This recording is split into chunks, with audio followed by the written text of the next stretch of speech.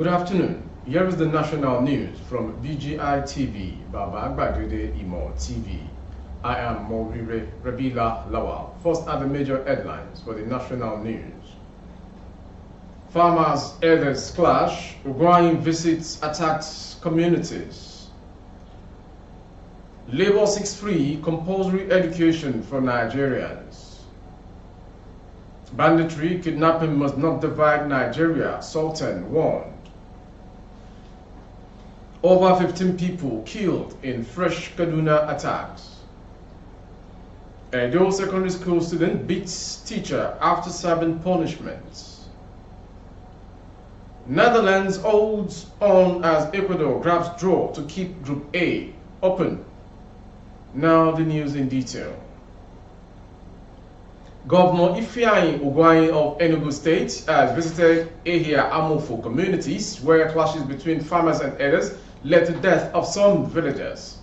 Mr. Ugwuanyi said on Friday that the visit was to obtain first-hand information about the issues that led to the recent crisis in Aguamede and Umbuji communities.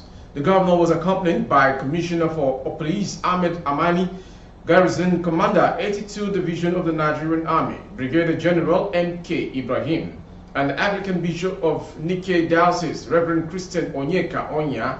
The visit took them to the Umbuji community and different forests in the area, and markets, village squares, and other locations in Ehia Amofo. He interacted with the people to ascertain causes of the recurrent crisis in the area with a view to addressing them. Mr. Ugwuanyi sympathized with the people and assured them of his administration's commitment to their safety and well-being, as well as permanent resolution of the crisis. Members of the community, in separate remarks, appreciated the governor for the rare visits at night and his commitment to ending the farmers' herders' issues in Ehia Amofo. They pointed out that Ugwuanyi was the first governor to visit Ehia Amofo over the lingering crisis and thanked him for the 10 million naira he released for the immediate needs of the victims, among other interventions. Mr. Ugwuanyi on November 23rd released 10 million naira for the immediate needs of displaced victims of the clashes and medical bills of those in hospital. Moving on to the next story. As the federal government plans to end fuel subsidy in June next year, organized labor under the aegis of Association of Senior Civil Servants of Nigeria, ASCSN, has advised that structure should be put in place to provide free education to Nigerian children from primary school to the university. President of ASCSN, Tolmi Okon, who disclosed these at a National Executive Council NEC meeting in Lagos, said the association was not against the planned removal of subsidy, but that the government should put amenities in place to cushion the current inflation. He said, "We are not against government removing fuel subsidy, but government should put in place amenities such as housing, transportation, free and compulsory education to university level, and good living wage." This is important because the amount of money government is using to indirectly fund subsidy is enough to tackle education challenges. Until we go back to rearrange, we are living in fantasy. On minimum wage, he said the association would engage the federal government on plans to increase the current national minimum wage. He noted that with rising inflation, which has eroded the income of households, it would engage government towards rethinking of the plight of workers and urgently addressing their challenges, saying that there was going to be a new frame of negotiation with government. According to him, the current wage is not sufficient because socio-economic reality has eroded income.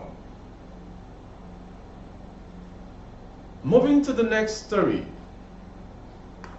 Miffed by the federal government's slow approach towards ending insecurity in the country, Sultan of Sokoto, His Eminence Alhaji Mohammed Sahad Abubakar III, has called on the leadership of the Mayeti Allah Cattle Breeders Association of Nigeria, MACBAN, who help find a lasting solution to the issues of banditry and kidnapping in the country. The Sultan expressed displeasure that some Fulani children are still involved in banditry and kidnapping, adding that he cannot sit and allow the country to go into fractions. He spoke at the inauguration and swearing-in ceremony of the new National Executive Offices of MACBAN held at the National Mosque, Abuja. The threat to divide the country, Sultan said, is because of certain things Nigerians are not doing right. He said people do not want to know the history of this great country.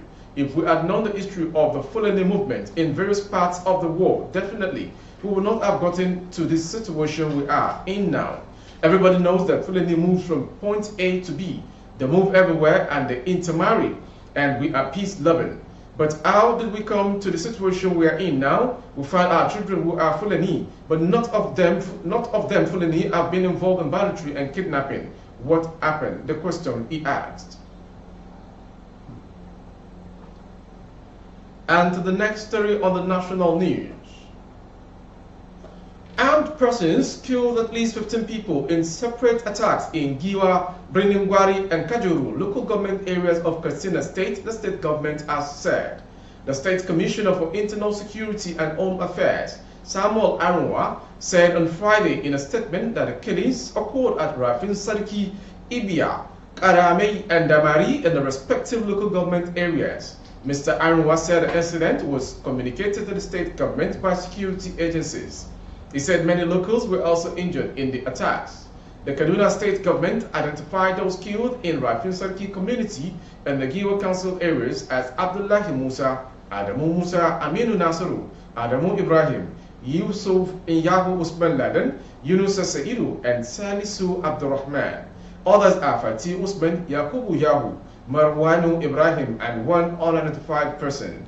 Mr. Arwa said similar briefings by the security forces revealed that at Chibia and Karame communities in Kufana surrounding Kajuru local government area, the bandits also killed 2 persons. He identified the disease as Idon Bonus and Aston Namaskar. From Kaduna State to Edo State. 2 female secondary school students in Edo State have been arrested for beating their teacher and causing uproar in the school. Platform Times gathered that the students were from Adeshua Secondary School, Benin, were arrested by operatives of Edo State Police Command for allegedly beating a teacher. SP Chidi Uwabuzo, the command's police public relations officer, confirmed the arrest in a statement issued on Friday in Benin City. Uwabuzo said preliminary investigation revealed that the students were the prime suspect of unrest caused by some students at the all-girls schools on Thursday.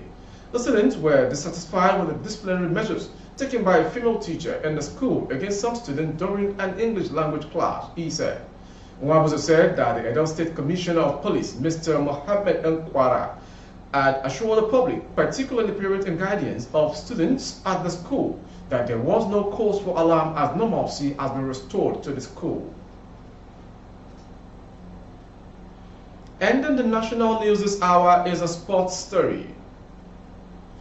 Qatar is out. That's all we really know about Group A, as the Netherlands and Ecuador both left this game with 4 points more won than Senegal. But the Netherlands, of course, is the only one yet to play that winless Qatar team, while the Old will be playing for pride and country. There is little reason to think that the Dutch can't and won't get the draw that shows it into the knockout rounds. And that makes this draw pretty spectacular, and explained why Ecuador wasn't content to deliver a second goal that would seal its knockout round fate before meeting Senegal. The Dutch got their exceptional goal from Cody Gakpo, who is delivering the breakout performance many expected from him at this World Cup.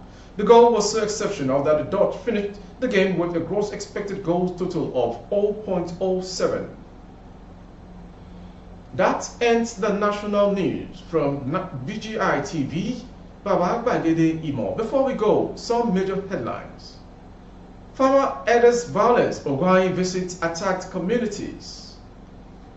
Fuel subsidy, Labour seeks free compulsory education for Nigerians from primary to university level.